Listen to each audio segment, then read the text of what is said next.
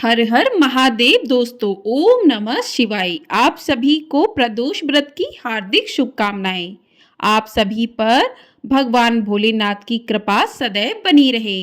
आज की वीडियो में हम सुनेंगे शुक्र प्रदोष व्रत की कथा और साथ ही भगवान भोलेनाथ की आरती।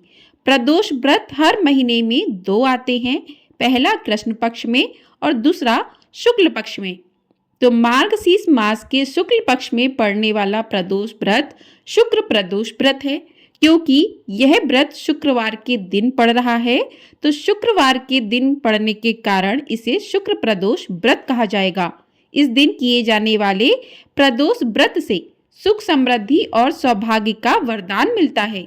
धार्मिक ग्रंथों के अनुसार प्रदोष व्रत करने से भगवान शिव शंकर की पूर्ण कृपा प्राप्त की जा सकती है।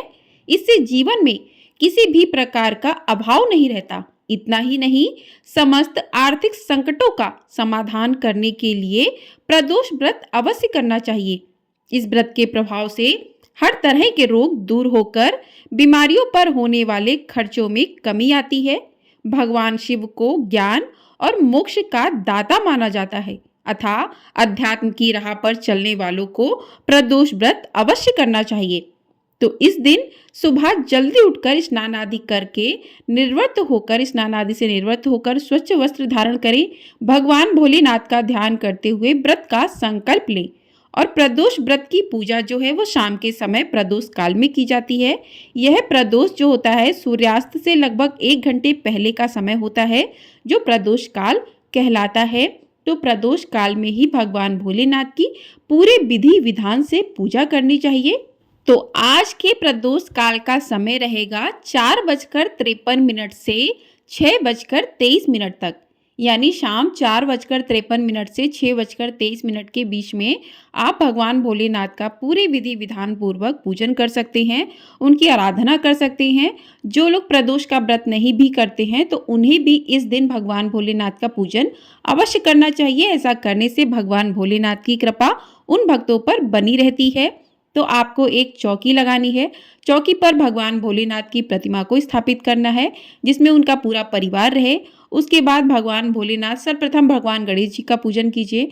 भगवान भोलेनाथ का पूजन कीजिए, उनको उनकी प्रिय वस्तुएं अर्पित कीजिए, बेलपत्र, भांग, धतूरा, और उनको भोग लगाइए, चंदन का तिलक लगाइए, जनेऊ अर्पित कर सकते हैं। भगवान गणेश का भी पूजन करें, माँ पार्वती का पूजन करें, माँ पार्वती को चुनरी अर्पित करें, सुहाग की सामग्री अर्पित करें।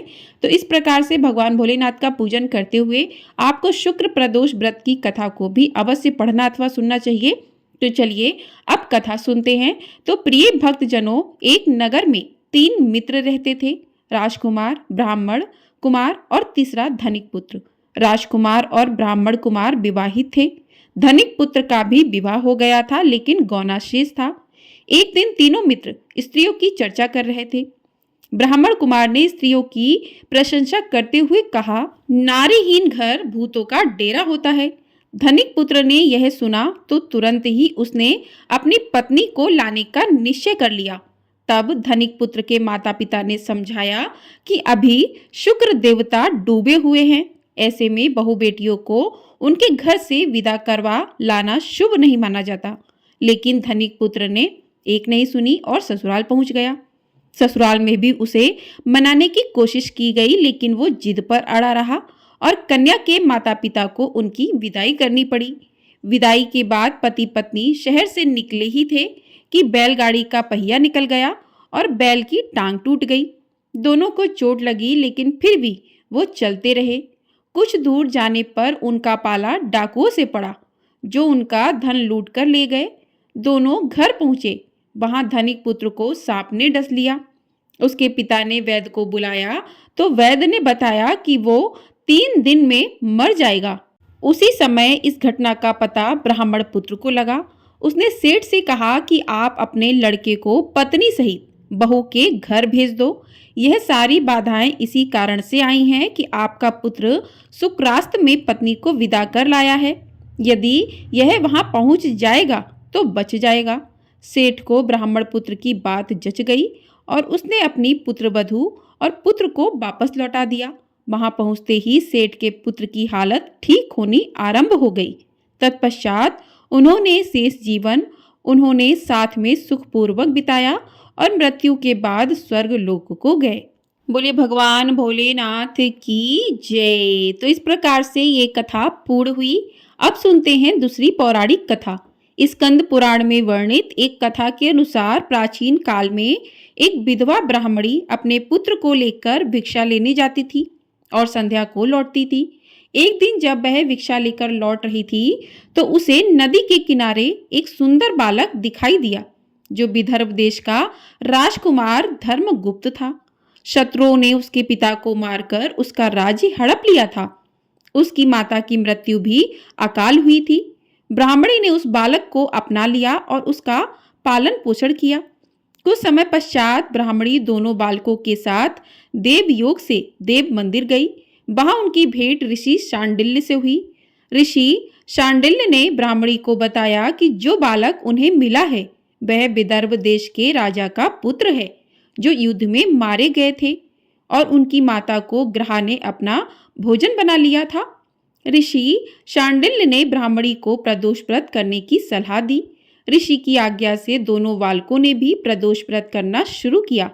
एक दिन दोनों बालक वन में घूम रहे थे, तभी उन्हें कुछ गंधर्व कन्याएं नजर आईं। ब्राह्मण बालक तो घर लौट आया, किंतु राजकुमार धर्मगुप्त अंशुमति नाम की गंधर्व कन्या से बात करने लगा। गंधर्व कन्या और राजकुमार एक दूसरे पर मोहित हो गए। कन्या ने विवाह हेतु राजकुमार को अपने पिता से मिलवाने के लिए बुलाया। दूसरे दिन जब वह पुनः गंधर्व कन्या से मिलने आया तो गंधर्व कन्या के पिता ने बताया कि वह विदर्भ देश का राजकुमार है। भगवान शिव की आज्ञा से गंधर्व राज ने अपनी पुत्री का विवाह राजकुमार धर्मगुप्त से कराया।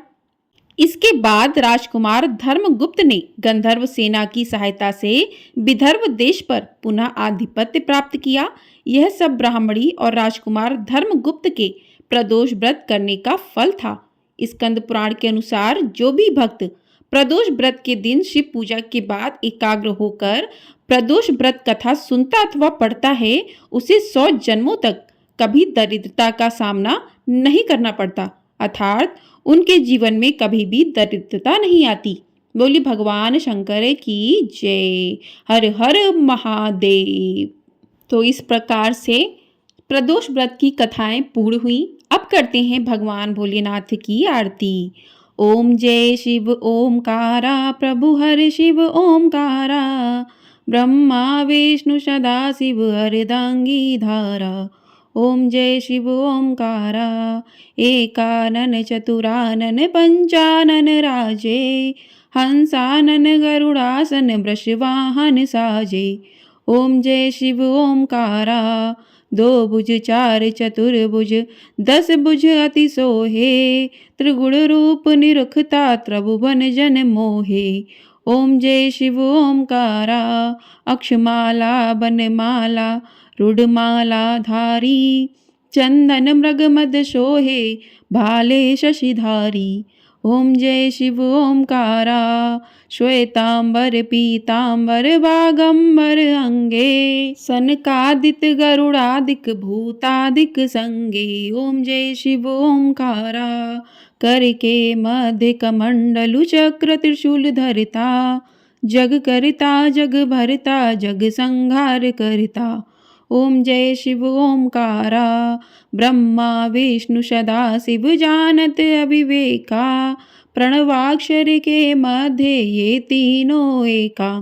ओम जय शिव ओमकारा, काशी में विश्वनाथ विराजत नंद ब्रह्मचारी, नित उठि भोग लगावत महिमा अति भारी।